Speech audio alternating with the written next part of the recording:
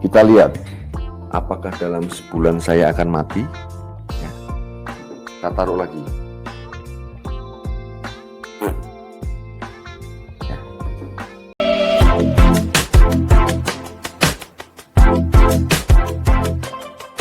Halo guys, berjumpa kembali bersama vlogger Debaters. Salam sehat. Sahabat vlogger Debaters, kali ini viral ya, seorang ustadz, yaitu Ustadz Agustan, yang beredar videonya menaruh kitab suci umat Kristen di pantat dan diketutin lagi ya. Maka saya sebagai seorang Kristen, satu kata untuk menggambarkan manusia seperti ini biadab ya. Bagaimana menurut teman-teman muslim, apa pantas seorang ustadz seperti ini ya? Coba kita lihat videonya. Ketika kitab ini saya tempel di pantat, ya, dalam sebulan saya akan mati. Kita tes ya, dalam 1 bulan.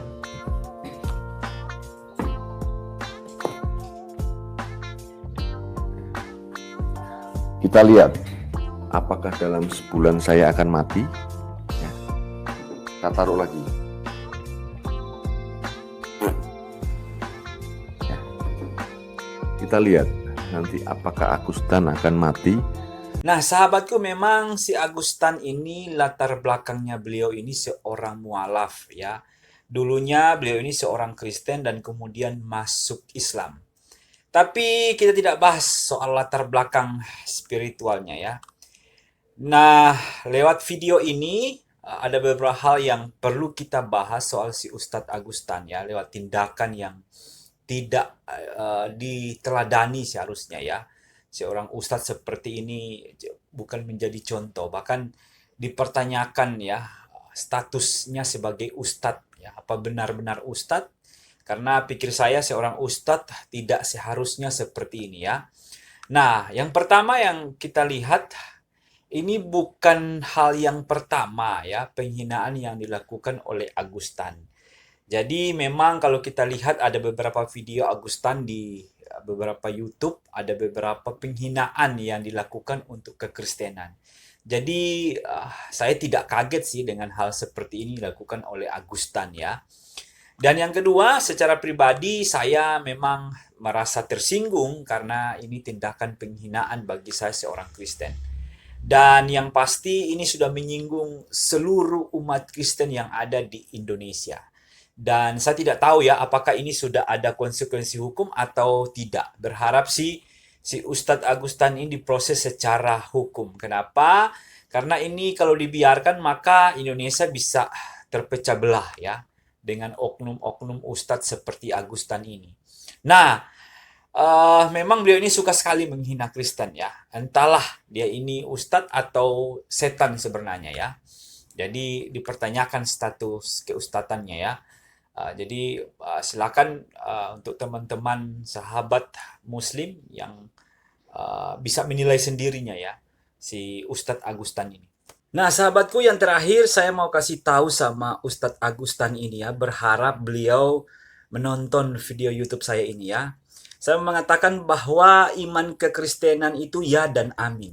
Itu artinya kita punya iman kepada Tuhan yang hidup. Maka saya ingatkan sama Ustadz Agustan, karena Tuhan saya itu hidup, maka Tuhan saya maha melihat ya.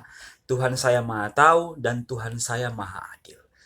Apa yang kamu lakukan dengan sikapmu seperti ini tentunya ada konsekuensinya ya. Kata firman, apa yang Anda tabur itu yang Anda tuai. Mungkin ya tidak hari ini, tapi yang pasti waktunya akan tiba ya.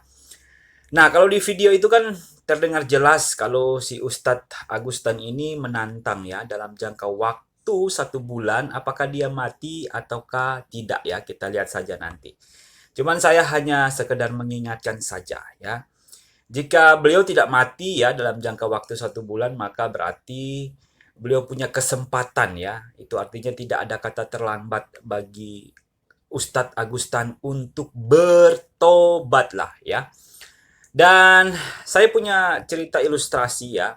Ada seorang pembicara yang hebat, yang terkenal. Suatu ketika beliau diundang di suatu hotel dan dia berkata, saya ini adalah seorang pembicara yang hebat ya.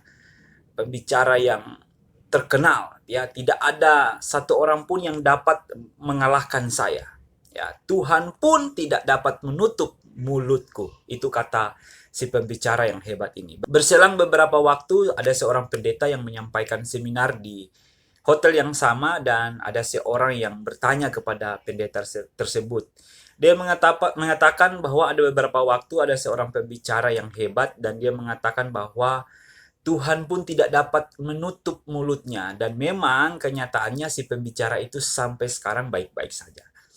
Pendeta ini termenung dan kemudian akhirnya pendeta ini menjawab, jika Tuhan itu seperti manusia, jelas si pembicara itu sudah tidak dapat berbicara lagi atau bahkan mati. Dan Tuhan itu panjang sabar.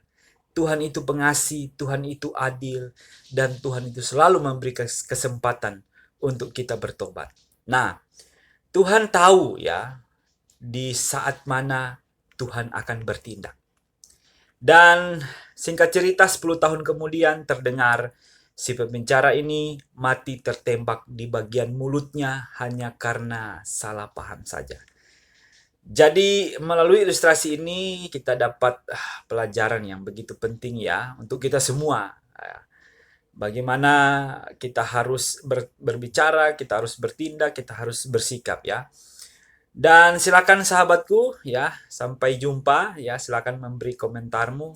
Salam sehat.